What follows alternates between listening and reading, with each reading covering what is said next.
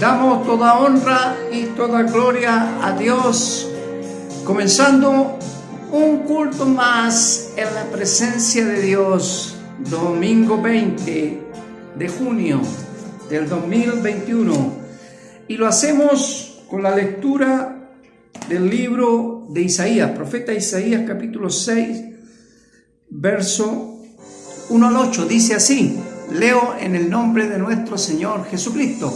Isaías 6, 1 al 8. En el año que murió el rey Uzías, vi yo al Señor sentado sobre un trono alto y sublime, y sus faldas llenaban el templo. Por encima de él había serafines, cada uno tenía 6 alas, con 2 cubrían su rostro, con 2 cubrían sus pies, y con 2 volaban. Y el uno al otro daba voces diciendo: Santo, Santo, Santo, Jehová de los ejércitos, toda la tierra está llena de su gloria. Y los quiciales de las puertas se estremecieron con la voz del que clamaba, y la casa se llenó de humo.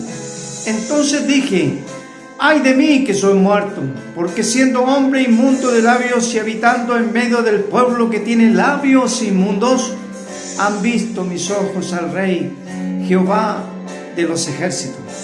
Y voló hacia mí uno de los serafines, teniendo en su mano un carbón encendido tomado del altar con una tenaza, y tocando con él sobre mi boca dijo: he aquí que esto tocó tus labios, y es quitada tu culpa y limpio tu pecado. Después oí la voz del Señor que decía: ¿a quién enviaré y quién irá por nosotros? Entonces respondí yo: heme aquí, envíame a mí. Oremos. Padre amado, en el nombre de Jesús, en esta hora presentamos este texto bíblico para que esta palabra maravillosa nos alimente, nos enriquezca en este día y también fortalezca nuestras propias llamados, ministerios, misiones. Bendice a los hermanos, a los siervos y a las siervas que hoy están escuchando tu palabra a través de las redes sociales. Señor, de manera especial, bendice también a aquellos que están enfermos, pasando por duras pruebas y duras situaciones. Te pedimos todo esto en el nombre de Cristo, nuestro Señor y Salvador. Amén. Alabado sea el nombre de Dios. La meta o el objetivo de toda predicación del Evangelio es que todas las personas que escuchan la palabra de Dios lleguen a tener una verdadera y auténtica relación con Dios. Muchos le llamamos a esto, ¿no es cierto?, conversión, nuevo nacimiento, regeneración, vida nueva en Cristo, ¿no es cierto?, nueva vida en Cristo. Cualquiera sea el nombre, lo importante es que esa experiencia sea tan fuerte, tan grande, que la persona pueda decir: a contar de este momento puedo dar testimonio que mi vida sufrió una transformación profunda. Ese es el objetivo de toda prédica. Cuando predicamos no tenemos otro objetivo, sino que las personas tengan ese relacionamiento con Dios maravilloso. Este ejemplo de Isaías quizás lo hemos leído muchas veces. Dice que fue en el año que murió el rey Uzías. Por lo tanto, quiere darle Isaías a su testimonio una fijación con la historia, una realidad, al igual como nosotros. Cuando contamos nuestro testimonio nos vamos a aquellos años donde estábamos en algún lugar, estábamos haciendo una determinada actividad y citamos el año y nos recordamos más o menos lo que pasaba, ¿no es cierto?, dentro de nuestra memoria, qué ocurría cuando recibimos al Señor, cuando aceptamos su llamado, cuando aceptamos esa invitación para trabajar por la obra. El primer testimonio, la primera palabra que entrega el profeta Isaías para nosotros hoy es: vi al Señor.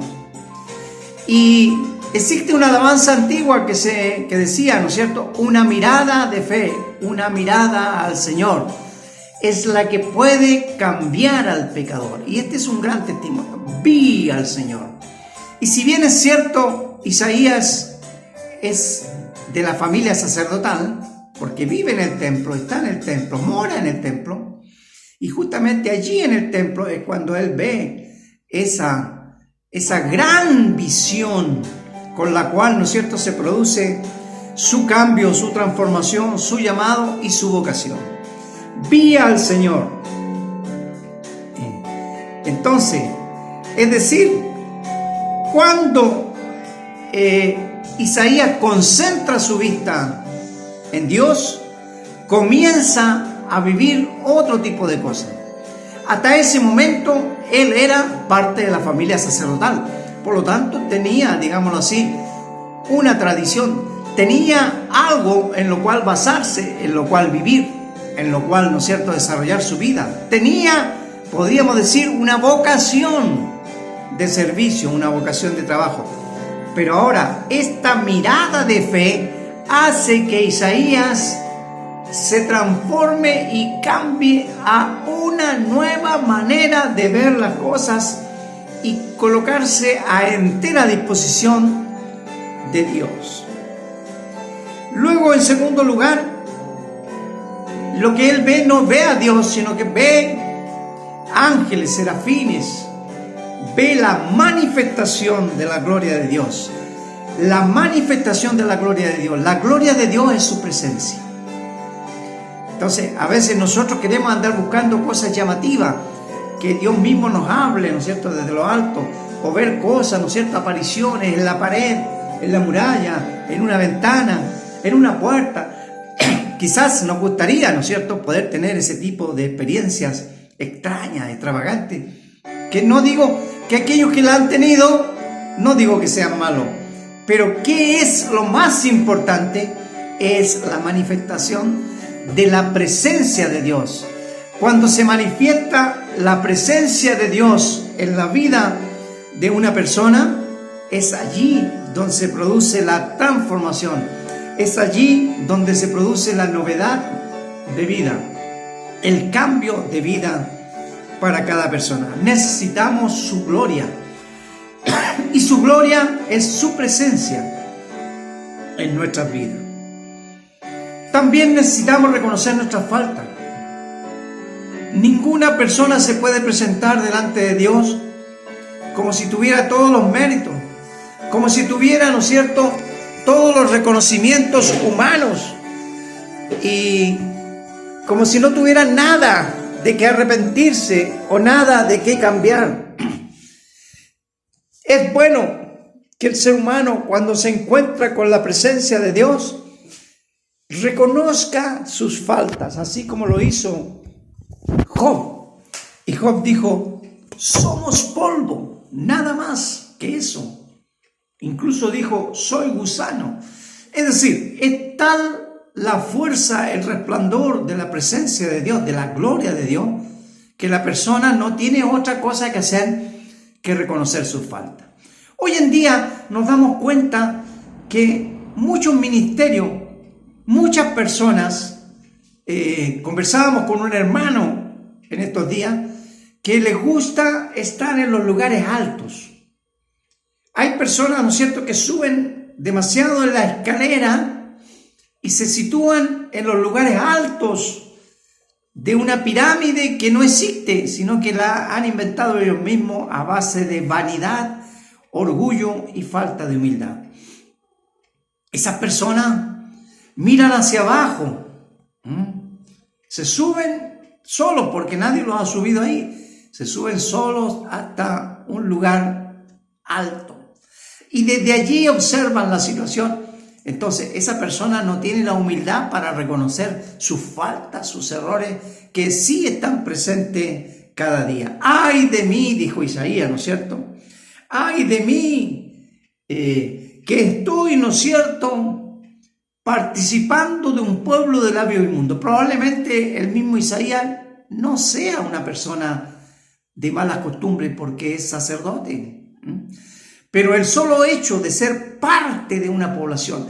Queridos hermanos, nosotros tenemos que aprender a identificarnos con el lugar donde vivimos. Puede que nosotros no estemos realizando actividades demasiado negativas, pero sí formamos parte de una comunidad y como tal tenemos que presentarnos delante de Dios para decir que somos parte de este pueblo que en vez de adorar a Dios se va detrás de otros dioses. Necesitamos reconocer nuestra falta. Y también necesitamos no solo reconocerla, sino que sean limpiadas. Sabemos que por la cruz de Cristo, por la sangre de Cristo, fueron limpiados todos nuestros pecados. Él pagó el precio en la cruz. Tenemos aquí un folletito, ¿no es cierto?, para evangelizar, para ir a las personas que no conocen. Y aquí dice que Jesús pagó el precio. Jesús, qué hermoso tratado, qué hermoso folletito para predicar. Jesús pagó el precio, qué hermoso.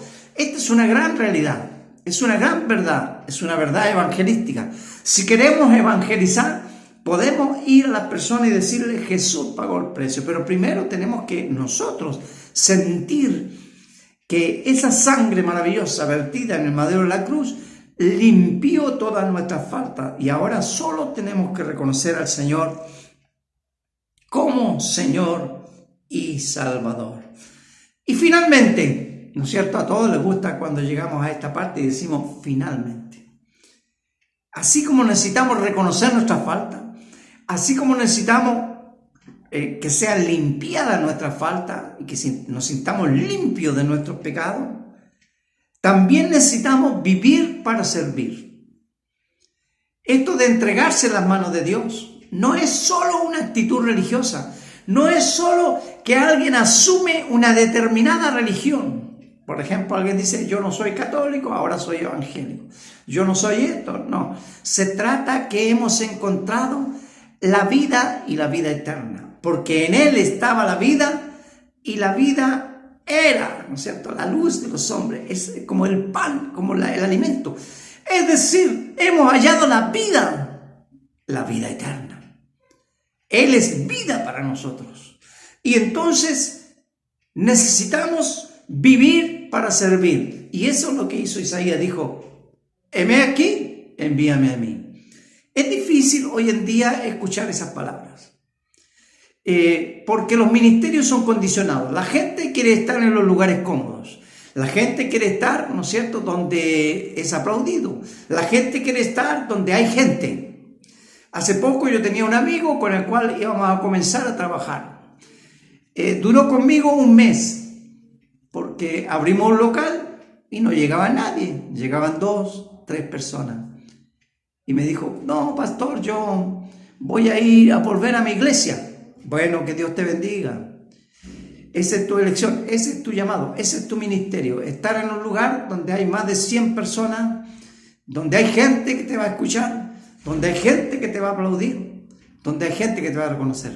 Pero miren qué lindo el ministerio. Lo que nos enseña Isaías, no critico a este hermano, por supuesto, no lo critico, es su opción.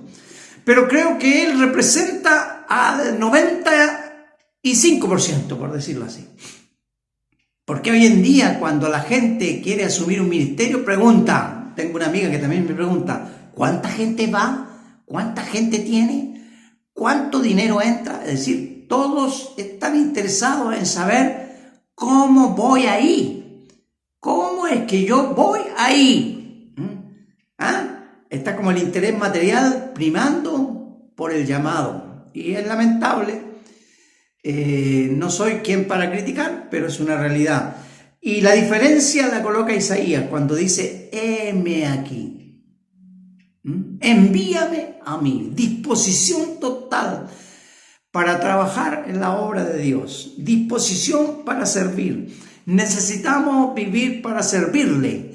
Es decir, esos corazones es los que quiere el Señor hoy día. Esos ministros es lo que quiere el Señor hoy día, no aquellos que están por ¿cuánta gente es la que hay ahí? ¿Dónde voy a ir? ¿Qué voy a hacer? ¿Voy a mandar? No, me dijo una pastora, yo quiero ser presidenta o nada. Aleluya, gloria a Dios. Bueno, hoy estamos hablando de esas cosas. Es decir, como ejemplo, no hemos nombrado a nadie, pero sí el mejor ejemplo es el del profeta Isaías. Y tú y yo tenemos que seguir ese ejemplo. Sabemos que Isaías fue enviado al desierto, fue enviado a un lugar donde nadie lo iba a escuchar y de hecho nadie lo escuchó. Fue enviado a un lugar donde nadie se iba a convertir y de hecho nadie se convirtió. En otras palabras, cualquiera diría, ¿para qué Dios me estás enviando a un lugar donde no va a haber ningún resultado? Porque hoy en día todo se mide por los resultados. Si no tienes resultados, no eres espiritual. ¿Qué es lo que te faltó? Ay, pastor, a ti te faltó oración. Es decir, hay gente que cree que si oras mucho va a tener mucho dinero, muchos resultados. Está muy lejos, querido hermano, querido amigo, de la Biblia. Muy lejos de la palabra de Dios. Porque lo más importante es tener la presencia del Señor y tener la disposición para servir. El llamado de Isaías nos deja esta lección. Primero, que verdaderamente toda prédica, y ahora estamos predicando, es para que tengas una experiencia real, efectiva, fundamental en tu vida con Dios. Y segundo, lo más importante es que puedas sentirte liberado de tus pecados, de tus faltas realmente, porque con peso, con carga encima, tú no puedes servir. Y en tercer lugar, tener esa disposición para servir donde Dios te quiera enviar y donde Dios te quiera utilizar. La gloria es para Dios. Que Dios te bendiga y seguimos como Iglesia Evangélica del Discipulado Cristiano sembrando la palabra cada domingo. Te invitamos a estar a través de YouTube y de Facebook todos los domingos en este mismo horario, escuchando y hablando de las cosas de Dios. Que Dios te bendiga.